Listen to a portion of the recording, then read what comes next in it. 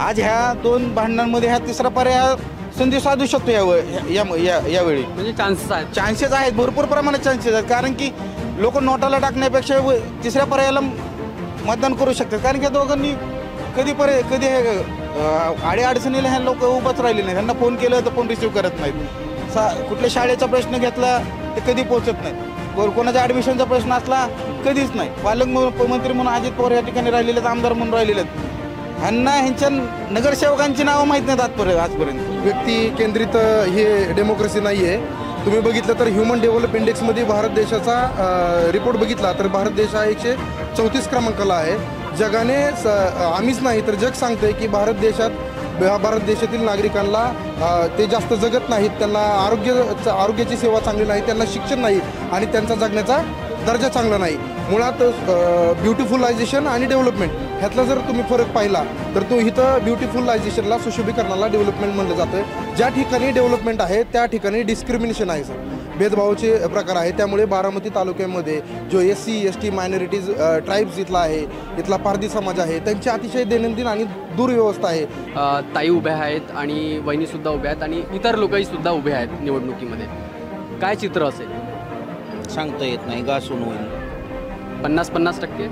Yes, काही सांगता येत. दोन्ही एकाच परिवारातले आहे, ती काय बोलायचं मी. दोन्ही पवार आहेत, मग एक ताई आहे एक वहिनी आहे आणि या दोघांमध्ये बारामती फसली आहे. सांगता येत नाही, तेच म्हणतोय. आम्ही पण उघडपणे बोलू शकत नाही ना त्याच्यामुळं. मनात काय आहे तुमच्या? नाही ना, सांगू शकत नाही. सांगतोय काय 50-50, ह्याच्या व्यतिरिक्त काही बोलू शकत नाही. 50-50 म्हणजे इथं तर लोक पवार साहेबांचा, ताईचं नाव घेतात, अजित पवारांचं नाव घेतात. आपल्याला असं का वाटतं की बहुजन समाज पक्ष पर्याय असला पाहिजे? इथं बारामतीमध्ये जी घराणेशाही चालत आलेली आहे ती कुठंतरी थांबली पाहिजे.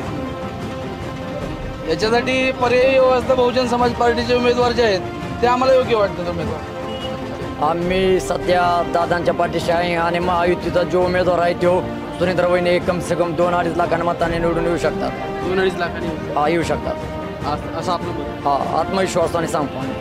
का बरं पवार साहेबांनी काम नाही केलं? कारण अजितदादांनी गेली तुम्ही बघता दादा पहाटे 6 वाजता उठतात. दादांचं कामाची पद्धत तुम्ही बघितली आहे. आणि शिवाय मोदी साहेबांचा जो आपके बार नाराज शेतकऱ्यांसाठी असतो त्या महिलांसाठी जे मोदी साहेबांनी योजना दिल्यात त्याबाबत मोदी साहेबांमुळे आता सुनीत्रा वहिनीचा विजय नक्की निश्चित आहे. काय काय काय घडी की तुतारी? तुतारी. तुतारी का बरं? तुतारी तुतारी चांगली आहे, तरी जाणता राजा आहे. जाणता राजा आहे. साहेब पवार साहेब, दादा नाही. मित्रांनो, आवाज इंडियावर आपलं स्वागत आहे. आम्ही ह्या ठिकाणी बारामतीला आहो आणि बारामतीला आज तिसऱ्या फेजच्या निवडणुकीचा शेवटचा दिवस आहे आणि प्रचाराचा शेवटचा दिवस आहे आणि 5 वाजतापर्यंत आज प्रशासनाची त्यावर अट घाललेली आहे. तर 5च्या नंतर कोणतेही राजकीय पक्ष हे पूर्णपणे प्रचार करू शकणार नाही. आणि बघू शकता की आम्ही बारामतीच्या बस स्थानकावर आहोत आणि खूप सारे सामान्य लोक आहेत. त्या सामान्य लोकांकडून आम्ही जाणून घेण्याचा प्रयत्न करणार आहोत की ह्यावेळेस ही जी निवडणूक लागलेली आहे या निवडणुकीमध्ये इथून सुनेत्रा पवार ज्या अजितदादा आहेत त्यांच्या गटाकडून सुनेत्राताई पवार हे महायुतीचे उमेदवार आहेत आणि महाविकास आघाडीकडून शरद पवार या गटाकडून सुप्रियाताई सुळे हे सुद्धा उमेदवार आहेत. तर बारामतीमध्ये एकंदरीत चित्र काय आहे हेच प्रश्न आणि लोकांसोबत आम्ही थोडासा त्याच्यामध्ये त्यांच्या प्रतिक्रिया काय आहेत जाणून घेण्याचा प्रयत्न करू. काका, काय नाव आहे आपलं? संजय आनंदराव निळकंठे. तुम्ही इथंच असता बारामतीला? मी ST ड्रायव्हरच आहे. अच्छा, ST ड्रायव्हर आहे. अच्छा, बरं, नाही बोलू शकता, काही विषय नाही. काय वाटतं आपल्याला, दादा की काका? नाही म्हणजे एक सामान्य प्रश्न जर आपण विचारला की बारामतीमध्ये आता ताईसुद्धा आहेत आणि वहिनीसुद्धा आहेत, कुणाकडे आहे जनतेचा कौल, कुणाकडे आहे, काय वाटतं? दोघांकडे बी आहे. दोघांकडे पण आहे, म्हणजे 50-50 वाटत आहे आपल्याला. 50%. आता ते 7 तारखेलाच कळेल. तुमचा मग काय मत आहे? आमचं काय मत आहे? नाही म्हणजे तुम्हाला काय वाटतं की खूप सारा विकास आपल्याला इथं बारामतीमध्ये आपण पाहतच आहोत. बस स्थानक असेल, रेल्वे स्टेशन असेल आणि इतर खूप गोष्टी पवार साहेबांनी केलेल्या आहेत. परंतु आत्ता सध्या चित्र हे खूप विचित्र झालेलं आहे आणि त्यामुळे राष्ट्रवादी कुणाचे हा एक प्रश्न खूप मोठा झालेला होता आणि आता कोर्टाच्या निकालानंतर ते जाहीर झालं. परंतु मला एक प्रश्न हा पडलेला आहे की आता वर्तमानमध्ये इथून ताईचा जोर जास्त आहे की वहिनींचा जोर जास्त आहे? सध्या तर दोघाचा आहे बघा आता. तर सामान्य लोकांच्या प्रतिक्रिया घेण्याचं काम आमचं चालू आहे आणि खूप सारे लोक आहेत, जाणून घेण्याचा प्रयत्न करू. एकंदरीत दादा आणि काका म्हणजे ताई आणि वहिनी ह्या दोन्हींच्या संदर्भामध्ये जर आपण बोललं तर खूप सारे लोक कन्फ्युज्ड आहेत आणि दोघांनाही 50-50% प्रतिसाद आहे. आणि यामध्ये लोकांच्या काय भावना आहेत, लोकांच्या काय प्रतिक्रिया आहेत, आम्ही जाणण्याचा प्रयत्न करणार. काय वाटतं बारामतीमध्ये काय चित्र असू शकतं? कारण वहिनीसुद्धा उभ्या आहेत आणि ताईसुद्धा उभ्या आहेत. काय वाटतं? बारामतीमध्ये चित्र आता बदलेल. म्हणजे काय बदलेल, काय बदलाव होऊ शकतो, काय परिवर्तन होऊ शकतंय? परिवर्तन होऊ शकतं. आता जे आता विकास कुणाच्या नावाकडे जोर आहे? वहिनीकडे आहे की ताईकडे आहे? आता सगळ्यांचा जोर तर जास्त करून ताईकडे जोर आहे सगळ्यांचा. सुप्रिया ताईकडे ताईकडे सगळ्यांचा जोर आहे आता. अच्छा, तेच सुप्रिया ताईचे येऊ शकतात. अच्छा. हा, एकंदरीत काय मुद्दे असले पाहिजेत? एकंदरीत कसं विकास झाला पाहिजे. विकासासाठी सगळं चाललेलं आहे. विकास पूर्ण झाला पाहिजे बारामतीचा. बारामतीचा विकास झाला. बारामती विकास झालेला, पण आजबाजूचे खेडेगाव आहे ना त्यांचा विकास झालेला नाही एवढा. खेडेगावांपर्यंत विकास पोहोचलेला नाही. विकास पोहोचला नाही. तर काही खेडेगावामध्ये अजून रस्ते, लाईट, पाणी नाही आहे. ते झालं पाहिजे. ज्या मूलभूत गरजा आहेत, मूलभूत गरजा आहे. पाणी, पिण्याचं पाणी. काही खेडेगावामध्ये पिण्याचं पाणी नाही आहे. त्यांना पाणी पण पाणी जायला पाहिजे, त्यांना पाणी यायला पाहिजे.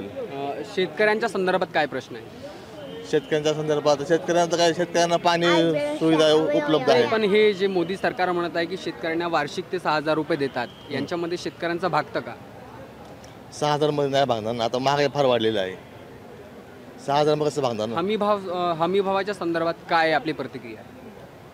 शेतकऱ्यांच्या पिकाला जो हमी भाव आहे तो मिळाला पाहिजे का? जो मिनिमम सपोर्ट प्राईस आहे, MSP आहे, ज्याच्या माध्यमातून शेतकऱ्यांना त्यांच्या मालाला योग्य दर मिळाला पाहिजे, असं शेतकऱ्यांनी ज्या भूमिका घेतल्या होत्या त्या संदर्भात सरकार हे उदासीन आहे. काय वाटतं आपल्याला?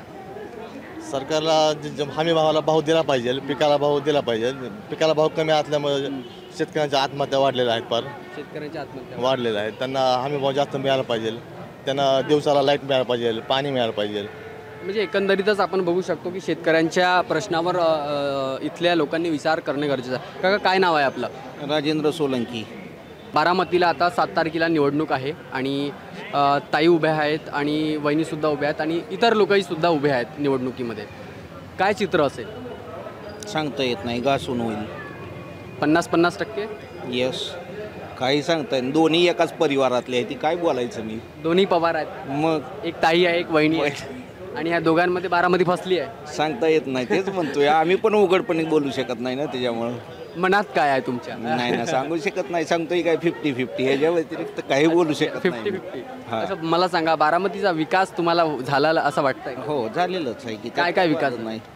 काय नाही झालं ती सांगा. रेल्वे आले, विमान आलंय, काय नाही सुविधा. एवढं मोठं स्टँड बांधून दिले, अजून काय पाहिजे? हे कुणी बांधलं? पवार साहेबांनी केलं की अजितदादांनी? पवार नाही, पवार शब्दातच सगळं आहे त्याच्यावर. अच्छा, ते दादा करत किंवा काका करत, हा, ती काही बी सांगू शकत नाही. दोघात त्यांनीच समजून द्यायचं कुणी काय केले ते. आम्ही थोडी बघायला जातो. आम्हाला माहिती आहे की पवारांनी केलं, एवढंच माहिती आहे आम्हाला. पण कुणी केलं हे आम्हाला कुठं माहिती आहे तेव्हा. दादा का बरं सोडून गेले असतील काकांना? त्यांना विचारा तुम्ही, मी नाही बोलू शकत. त्यांचा problem ते आहे. दादा सांगतील. त्यांचा कुटुंबातला प्रॉब्लेम. तुम्हाला काय वाटतं? म्हणजे 24ला 50-50%? हो, 50-50%. 50% लोकांचे ज्या प्रतिक्रिया आहेत त्या 50-50% दोघांच्या बाजूला कौल आहे. आमच्यासोबत युवक सुद्धा जोडले गेले आहेत. दादा काय नाव आहे आपलं? भास्कर दामोदर आहे. आता 7 तारखेला निवडणूक आहे, 3rd फेज आहे आणि आजच्या निवडणुकीच्या प्रचाराचा शेवटचा दिवस आहे. आणि आत्तापर्यंत जर आपण एकंदरीत चित्र बघितलं तर बारामती संदर्भात आपण काय सांगाल? बारामती संदर्भात सांगायचं म्हणलं तर ही सुळे वर्सेस पवार लढाई ही फक्त लोकांच्या मनात बिंबवायचं काम चालू आहे. बारामती मतदारसंघ हा मोठा आहे आणि सगळ्यात जास्त राष्ट्रीय पक्षाचं मतदान तिथं होणार आहे. त्यामुळे ही राष्ट्रवादी आणि तुतारी यांचं काय आता हे लबाड आहेत सगळे. दोन्ही पक्ष लबाड आहेत. निवडून यायचंय म्हणून दोन्ही पक्षांनी आपापली वाद दाखवल्यात, कौटुंबिक सगळ्या गोष्टी चव्हाट्यावर आणून ठेवल्यात. आता त्यांना त्यांचाच उमेदवार निवडून सोडायचा आहे. ताई येऊ किंवा वहिनी येऊ ते एकाच परिवारातून, एकच परिवर्तन येणार निवडून. सामान्य जनतेला काय मिळणार? सामान्य जनतेला फक्त आपलं फुल नारळ हार घ्यायचं आणि घरी लोकं बसायचं म्हणतात ना, निवांत. इथले बारामतीचे लोक म्हणतात की खूप विकास झाला, त्या संदर्भात काय सांगाल आपण? आता विकासाचं तुम्हाला इथलंच सांगतो बस स्टँडचं. ही बस स्टँड आता म्हणतात की महाराष्ट्रातलं टॉपचं बस स्टँड आहे म्हणून समजतात इथं. पण इथंच पलीकडे इथली गेट उघडल्यात, पण पलीकडच्या साईडची गेटच उघडले नाहीत का? तर तिथं फक्त अनुसूचित जातीची लोक राहतात म्हणून. अनुसूचित जातीच्या लोकांना अविकसित ठेवायचं यांचं कामच आहे ना. तिथं लोक आता व्यवसाय करतात सगळी. तिथं गेट उघडलं नाही, इथल्या लोकांचा व्यवसाय नाही, इथली लोक घर सोडून जावे, इथल्या लोकांचा पोटा पाण्याचा प्रश्नच संपवा नाही. ही पवारांचं राजकारणच आहे ना एक प्रकारे. असं म्हणताच येणार नाही की विकास झालाय फक्त ह्याच्यात जातीच्या लोकांचा. इतर जातीच्या लोकांचा विकास झालेला दिसणारच नाही तुम्हाला कुठं. अख्खा बारामती तालुका फिरू आपण आणि इतर लोकसभेचा मतदारसंघ अख्खा फिरू, तिथं फक्त अनुसूचित जाती जमातीच्या लोकांना वंचित ठेवलेलं आहे यांनी. प्राथमिक गरजांपासून शिक्षण, आरोग्य, आर्थिक ह्या सगळ्या त्यांना जे भेटायचे ते भेटणारच नाहीत सुखसुविधा. हे तर बारामती इंडस्ट्रियल डेव्हलपमेंट सगळ्यात मोठं आहे. इथल्या तालुक्यातल्या युवकांना बेरोजगार ठेवलं यांनी. पण रोजगार पण आपण लावून संपूर्ण महाराष्ट्रातून आपण जर बघतो तर MIDCच्या नावाखाली नागपूरमधून आणि इतर जिल्ह्यातून लोक पुण्याकडे स्थलांतरित होतात, जॉबसाठी येतात आणि इथं कामाच्या शोधात येतात. तर त्या संदर्भामध्ये लोकांचं म्हणणं एकंदरीत असं आहे की पुण्यामध्ये खूप चांगली व्यवस्था आहे, कामाची रोजंदारीची व्यवस्था आहे. काय वाटतं आपल्याला? मला नाही तसं वाटत. का बरं? कारण इथल्या युवकाला ते रोजगार देऊ शकत नाहीत. बाहेरच्या लोकांना इम्पोर्ट करून आणून इथे ठेवायचं. आपण बारामती इंडस्ट्रीयल बद्दलच बोलू. बारामती इंडस्ट्रीयलमध्ये परप्रांतीय लोक 50% आहेत, पण इथल्या स्थानिकांना त्यांनी बेरोजगार ठेवायचंच. त्यांना बाकीचं काय घेणं देणं नाही. त्यामुळे इथला विकास झाला आहे असं मी म्हणू शकत नाही. तर वेगवेगळे लोकांच्या वेगवेगळ्या प्रतिक्रिया असतात. काही प्रतिक्रिया म्हणजे विरोधातही असतात आणि काही प्रतिक्रिया त्यांच्या समर्थनातही असतात. कारण हा देश लोकतंत्र आणि लोकशाही या मूल्यांवर आधारित आहे आणि यामध्ये सर्वांचीच मतं ही तेवढेच महत्त्वाची आहे. काय नाव आहे दादा आपलं? शकील पिंजारी. काय वाटतं आपल्याला, ताई की दादा? ताई का ज़्यादा लग रहा है क्योंकि जो विकास हुआ है यहाँ पे, हम लोग जलगांव से एक्चुअली महाराष्ट्र से, तो जो विकास यहाँ पे हमने देखा है बाकी कई जगह पे नहीं देखा. हाँ, जलगांव से है. जलगांव में किसका माहौल है? जलगांव में गुलाबराव पाटिल. अच्छा, वो कौन सा सिंधेगढ़ है? शिंदेगढ़ से. सिंधेगढ़ से. मुल्क मैदान तोप है हमारे. अच्छा, तो काम अच्छा है क्या उनका? काम बहुत बढ़िया है. जो भी अभी उन्होंने वहाँ पे किया है वो सबसे बेस्ट है. अच्छा. और उनके अलावा दूसरा कोई आएगा नहीं. तो खासियत यही आहे, म्हणजे सॉरी मी हिंदीतही बोलून टाकतो. आपल्या स्पेशालिटी ही आहे महाराष्ट्राची की इथे प्रत्येक जिल्ह्याचे आणि प्रत्येक तालुक्याचे आणि प्रत्येक राज्याचे सुद्धा लोक आपल्याला इथं भेटत असतात. अजून खूप सारे लोक आहेत, त्यांच्यासोबत आपण बोलण्याचा प्रयत्न करू. कुठं असतं आपण? काय नाव आहे आपलं?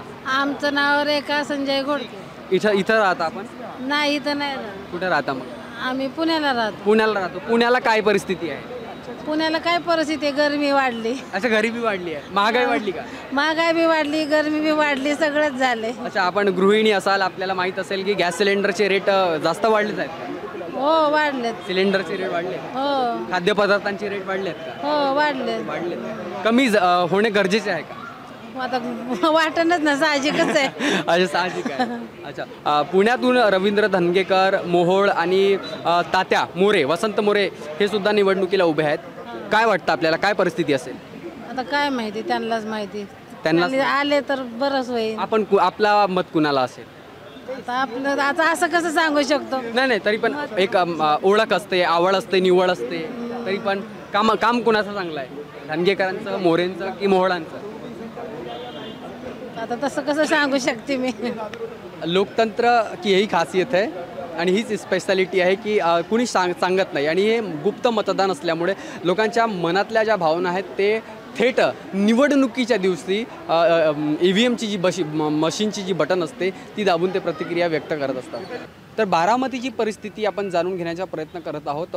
बसस्थानकावर खूप वेगळ्या ठिकाणचे लोक असल्यामुळे आपण इथले जे प्रॉपर लोक आहेत त्यांच्यासोबत बोलण्याचा प्रयत्न करू. काका, काय नाव आहे आपलं? संजय कांबळे. संजय कांबळे, मला सांगा, इथं आता बारामतीमध्ये 7 तारखेला निवडणुका आहेत आणि शरद पवार गटाकडून सुप्रियाताई सुळे ताई आहेत आणि अजित पवार गटाकडून त्यांच्याच पत्नी सुनित्राताई पवार आहेत आणि बहुजन समाज पक्षाकडून सुद्धा उमेदवार दिलेले आहेत. काय असेल परिस्थिती, काय वाटतं आपल्याला? काय आहे, नेहमीचीच परिस्थिती आहे, त्याच्यावर काय राहणार आहे. नेहमी म्हणजे कोण? नेहमी आतापर्यंत हेच आहेत, पवाराच्या घरातलेच आलेले आहेत. आता तर दोन्ही पवारच आहेत ना. हा, दोन्ही पवारच आहेत ना. तर दोन्ही पवारामधून कोणता पवार? काका पवार की दादा पवार? दादा पवार. दादा पवार. हा, काऊन राष्ट्रवादी तर साहेबांची आहे. आहे किंवा राष्ट्रवादी त्यांना 2-3 वेळा दिलं की निवडून, आपण दिलं की 2-3 वेळा साहेबांना. हा, पण त्यांनीच आता त्यांच्या ह्यांनी त्यांनी म्हणायला पाहिजे होतं ताईंला, की ताईंला सपोर्ट करायला पाहिजे होता. त्यांनी 2-3 वेळा दिलं ना, तर त्यांच्या मनाने उदार केलं असतं. तर त्यांनी सुप्रिया ताई की सुनेत्रा वहिनी? सुनेत्रा वहिनी. सुनेत्रा वहिनी. हा, का तुम्ही बोला ना. का 2-3 वेळा दिलं की निवडून आम्ही. त्यांनी सगळ्या लोकांनी बरोबरसून दिलंय ना. आता त्यांनी मनानेच काहीतरी परिवर्तन करून मनाचं उदार होऊन दुसऱ्याला तर ही करायला पाहिजे ना, चान्स द्यायला पाहिजे ना. का प्रत्येक वेळेस तुम्हालाच जर त्यांनी दिलं असतं तर अजून लोकांच्या मनात अजून चांगले विचार आलेच असते ना. का नाही येणार? पर्याय असल्यानंतर माणसं प्रत्येक पर्याय होतो. आता इथं स्टँडला तुम्ही आला, रिक्षा सोडून दुसरा पर्याय आल्यावर तुम्हाला पर्याय आहे ना. नसल्यावर काय करणार तुम्ही? रिक्षातच जाणार. मग ते रिक्षावाल्यांनी 2 पैसे जास्त सांगितले की तुम्ही रिक्षातच जाणार. आणि पर्याय असल्यावर ओला उबेर असले किंवा अजून 2 काय करणार तुम्ही? आम्ही पर्याय शोधतो म्हणून लोक पर्याय शोधतात. आता नसल्यावर काय करणार तुम्ही? पाणी नसल्यावर काय करणार? शेवटी गपच बसणार आहे. पण तळ्यात पाणी नसले तर विहिरीत आहे, विहिरीत नसलं तळ्यात आहे. अशी परिस्थिती इथली आहे. अजून आपल्यासोबत काही लोक आहेत. दादा, काय नाव आहे आपलं? प्रशांत कांबळे. ह्या ठिकाणी आता निवडणूक आहे 7 तारखेला आणि दोन्ही पवार फॅमिलीतूनच आहेत उमेदवार. काय वाटतं? नक्कीच पर्याय आहे तिसरा. इथं तर लोक पवार साहेबांचा, ताईचं नाव घेतात, अजित पवारांचं नाव घेतात. इथं बारामतीमध्ये जे घराणेशाही चालत आलेले ते कुठंतरी थांबली पाहिजे. तर पर्यायी उमेदवार असणं खूप गरजेचं आहे आणि त्याच्यासाठी लोकांनी आता चंग बांधलेला आहे की कोणत्याही एका परिवाराची, फॅमिलीची घराणेशाही नको असतो म्हणून तिसरा पर्याय लोक इथं त्याच्या संदर्भातही बोलतात. दादा, काय नाव आहे आपलं? माझं नाव किशोर सोनवणे. मला सांगा, इथली राजकीय परिस्थिती आपण बघतो तर वर्षानुवर्षे इथं पवार साहेब इथं म्हणजे त्यांच्या परिवारातून कोणी ना कोणी इथं खासदार, आमदार राहिलेले आहेत. आता 2024ची निवडणूक 7 तारखेला आहे आणि इथं परिस्थिती काय असणार आहे? काय परिस्थिती काय नाही, यांचं घराणेशाही चालू आहे पहिल्यापासूनच आणि अजून पण तीच चालूच राहिले. ननंद भाऊजाईचा खेळ चाललेला आहे आणि बारामतीला फक्त म्हणजे नाही का गुमराह करायचा विषय चाललेला आहे. त्यामुळं आम्हाला ही तुतारी पण नको, घड्याळ पण नको. आजकाल फक्त घराणेशाही चाललेली त्यांची. घरातले घरातच मत फिरतात, सगळं तेच होतं. लोकांना गुमराह करायचं. आमची जागा गेलेली, आता मी इथलं राहणार आहे. कुठे जागा गेली आपली? इथे बस स्टँड मध्ये जागा गेलेली अजून. मोठ्या बस स्टँड? हो, सगळ्यांची. जेवढे सोनवणे आहेत सगळे इकडे सगळे सोनवणे. बस स्टँड मध्ये जर जागा गेली तर तुम्हाला त्याच्या मोबदल्यात काय मिळालं? काहीच नाही मिळालं. गाजर मिळाले फक्त. आता उपोषणाला बसले, आंदोलन केले आमच्या सहकार्यांनी, पण काय फायदा नाही झाला. काय फायदा नाही? काय नाही फायदा झाला. त्यामुळे दखल घेतली नाही याबद्दल? अजून तर काय नाही घेतली. म्हणजे इथले जे स्थानिक लोक आहेत, इथे जे राहत होते, त्यांच्या जागेवर हा बस स्टँड तयार बांधलेलं आहे. भाडे तत्वावर दिलेले, त्याचं भाडं पण नाही भेटलेलं आणि त्याचा मोबदला पण काय भेटलेला नाही. म्हणजे कंपन्सेशन आतापर्यंत काय नाही. हे सुशोभीकरण काय करून काय फायदा नाही. आज मला सांगा, ही म्हणजे ज्या लोकांच्या जागेवर तुम्ही बांधले त्यांनाच जर काय भेटत नसेल तर तुमच्या या देखूनपणाला काय अर्थ नाही ना. आज मला सांगा, मी एवढा म्हणजे वतनदार म्हणून मानले जातो आम्ही इथलं, पण काय फायदा नाही आमचा. आम्हाला स्वतःचा संडास सुद्धा नाही. आम्हाला इथं सरकारी संडासात यावं लागतं, त्याला पण आम्हाला 10 रुपये द्यावं लागतात, ते पण फुकट नाही. त्यामुळं पूर्ण म्हणजे असं त्रस्त आहेत लोक सगळी. तर ह्या ठिकाणी पर्याय हा खूप महत्त्वाचा आहे आणि त्यासाठीच इथं आपले जे लोक आहेत हे बोलत आहेत आणि त्याच्या संदर्भामध्ये त्यांनी सांगितली की इथला हा जो बस स्थानक आहे याची परिस्थिती काय आहे, कशा पद्धतीने लोक इथं लोकांचे घरं जे आहेत ते तोडून मोडून त्या जमिनीवर हा बसस्टॉप तयार करण्यात आलेला आहे आणि त्याच्यासाठी इथल्या लोकांनी आंदोलनही केलं, परंतु निश्चितच सरकारी यंत्रणेचा दबावामुळे त्यांची जी मागणी आहे ती पूर्ण होऊ शकली नाही आणि त्यांना मोबदलासुद्धा मिळू शकला नाही. अजून आपण लोकांच्या प्रतिक्रिया जाणून घेण्याचा प्रयत्न करू. काही युवक आणि तरुण मंडळीसुद्धा आपल्यासोबत जोडले गेलेले आहेत. दादा, काय नाव आहे आपलं? सिद्धार्थ सोनवणे. मला सांगा, इथं 2024ची निवडणूक उद्या परवा 7 तारखेला मतदान आहे आणि पवार फॅमिलीतून वहिनी आणि ताई, दादा आणि काका, तुतारी आणि घडी अशी परिस्थिती आपल्याला दिसत आहे आणि या संदर्भामध्ये काय परिस्थिती असेल इथे? पाहायला गेलं तर एवढ्या वर्षापासून सगळं मतं डिवाईड नव्हती, परंतु आता ह्या वर्षापासून मतं डिवाईड होणार आहे. कारण की घरातली घरातच ह्यांच्या फुटाफूट पडलेले आहे. फूट पडल्यानंतर यांनी एकामेकावरती आरोप प्रत्यारोपाचं खजाना चालूच झालेला आहे यांचा. कारण की पाहायला गेलं तर दोघंही या ठिकाणी बहुजन वंचित घटकांपर्यंत कोणी पोचलेलं नाही आहे यांच्यापर्यंत. आता पाहायला गेलं तर पुणे जिल्ह्यामध्ये जवळजवळ 53 मर्डर झालेले आहेत, परंतु त्यांचं कधीही अजित पवारांनी कधीच घरी जाऊन त्यांची व्हिजिट केली नाही की कधी काय तुमचं झालेलं आहे, किंवा सुप्रिया सुळे पण पोचलेल्या नाही आहेत. त्यात बघा गेलं तर ह्यातला बहुजन समाजच इथला बारामतीतला आहे, तो गोरगरिबांना अत्याचार झाल्यानंतर त्यांच्यापर्यंत पोहोचते. प्रस्थापित कधीही इथपर्यंत पोहोचलेले नाहीत. ना आमदार पोहोचलाय, ना खासदार पोहोचलाय, ना एवढ्या 67% शरद पवार या ठिकाणी काम करतात ते पोचलेले आहेत. त्याच्यामुळे ह्यांना विचार करताना ही गोष्टी आता लोकांना ध्यानात धरणार आहेत की आता स्टँड पाहिलं इथलं इथील स्टँड सगळं म्हणजे सोनवण्याच्या वतनाच्या जागेवरती आहेत. कोणतीही परमिशन न घेता, ह्यांना तर परमिशनच नाही आहे बांधायची. असा ह्यांनी कब्जा करत करत सर्व आंबेडकरी अनुयायांवरती ह्यांनी दादागिरीचं राजकारण चालू केलेलं आहे एवढ्या वर्षापासून. त्यामुळे ह्यांना मतदान करताना ह्या गोष्टी आणि अशा अनेक गोष्टी लक्षात घेणार आहेत. आज ह्या 2 भांडणांमध्ये ह्या तिसरा पर्याय संधी साधू शकतो यावेळी. म्हणजे चान्सेस आहेत, भरपूर प्रमाणात चान्सेस आहेत. कारण की लोक नोटाला टाकण्यापेक्षा तिसऱ्या पर्यायाला मतदान करू शकतात. कारण की दोघांनी कधी अडीअडचणीला ह्या लोक उभाच राहिले नाही. ह्यांना फोन केलं तर फोन रिसिव्ह करत नाहीत. कुठल्या शाळेचा प्रश्न घेतला तर कधी पोहोचत नाही. कोणाच्या ॲडमिशनचा प्रश्न असला कधीच नाही. पालकमंत्री म्हणून अजित पवार या ठिकाणी राहिलेले आहेत, आमदार म्हणून राहिलेले आहेत. ह्यांना ह्यांच्या नगरसेवकांची नावं माहीत नाहीत आजपर्यंत. जे पुढं करतात नाही या लोकांना सोडले तर ह्यांना कोण ओळखत नाही ह्यांना. त्यामुळे आता ह्या लोकांना मतदान करताना वंचित गरी शिक्षणाचा असू द्या, नोकरीचा असू द्या किंवा कौटुंबिकचा वादाचा असू द्या, हा विचार करून ह्यांना मतदान करताना टाळतील हे गॅरंटेड सांगतो. बरोबर. तर खूप सारे मुद्दे आहेत आणि बसस्टॉपच्या संदर्भामध्ये दादा बोललेले आहेत. नाही आपण दुसऱ्या विषयात बोलू. आपण आज मला सांगा, तुम्ही तरुण आहात, पुण्याला ह्या देशामध्ये एक हब म्हणून पाहिल्याचं म्हणजे पुणे जिल्हा बारामती ह्या एरियाला इथं रोजगाराची व्यवस्था असते. लोक स्थलांतरित होऊन पुण्याला येतात किंवा बारामतीला येतात. खूप साऱ्या MIDCs इथे आहेत. काय वाटतं, ही परिस्थिती वास्तविकतेमध्ये बरोबर आहे की हे फक्त कागदावर आहे? काय वाटतं, म्हणजे रोजगाराची निर्मिती झाली काय आपल्याला असं वाटतं का? महागाई आहे काय? महागाई तर भरपूरच आहे इथं. तरुणांमध्ये बेरोजगारीचं प्रमाण वाढलं आहे का? भरपूर वाढलेलं आहे. तरुणांना कामधंदे नाहीत. भरपूर पेट्रोल डिझेल गॅस संदर्भात काय सांगाल? तिथं आम्हाला पोचलेलं आहे त्यांचं रेट. पेट्रोलचं डिझेलचं रेट, गॅसचं रेट. 10 वर्ष अगोदर 450 रुपयाला गॅस होता. आता किती? 1150-1200 रुपयाला गॅस आहे. अच्छा. डिझेल त्यावेळेस 54 रुपये होतं 10 वर्ष अगोदर. आता 110 रुपये चालले. भरपूर महागाई झालेली आहे. तर मोदी साहेब तर म्हणतात की महागाई वाढेल तर वाढू द्या, परंतु देशाचं नाव हे जागतिक स्तरावर नेण्याचं काम भाजप आणि मोदी सरकार करत आहेत. काय वाटतं? जागतिक स्तरावर तर गेलेलंच आहे ना हो, पण चुकीच्या मार्गाने गेलेलं आहे. म्हणजे कोणता मार्ग? म्हणजे असंच भारतामध्ये बेरोजगारी भरपूर आहे आणि GDP कमी आलेली आहे. ह्या महागाई वाढलेली आहे सगळी. GST प्रत्येक गोष्टीवर GST तर लावली.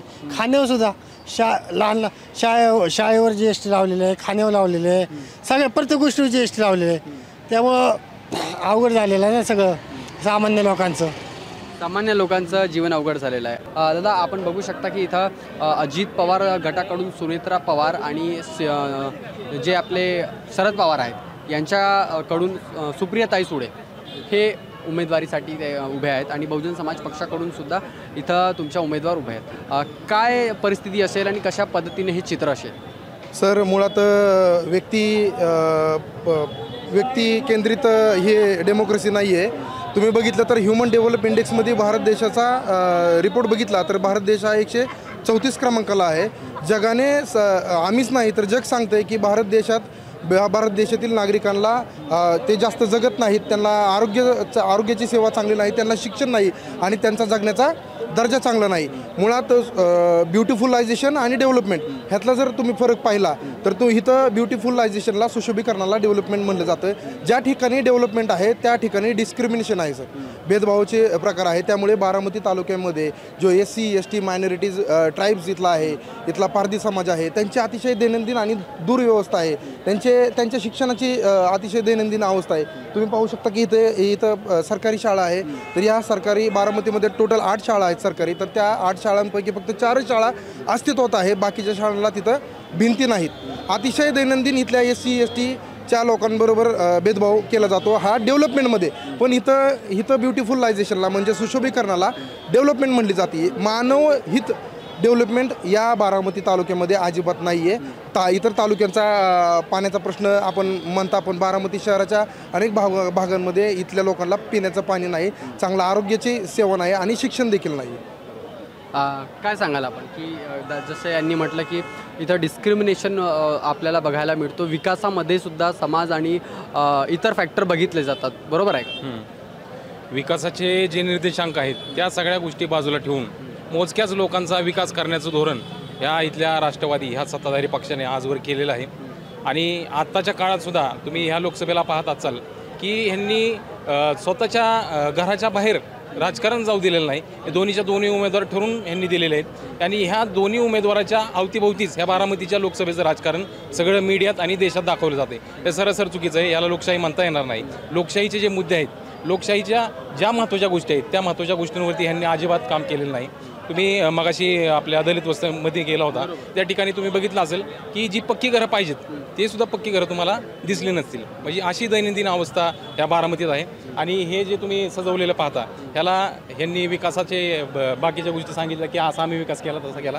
ह्या जे भिंती उभा केलेल्या आहेत, ही जी बिल्डिंग उभा केलेली आहे, याचा सर्वसामान्य नागरिकांना काही फायदा नाही. ह्यातल्या प्रत्येक नागरिकाचं डेव्हलपमेंट झालं पाहिजे, हा महत्त्वाचा मुद्दा आहे आणि याच्याकडे यांचं दुर्लक्ष आहे.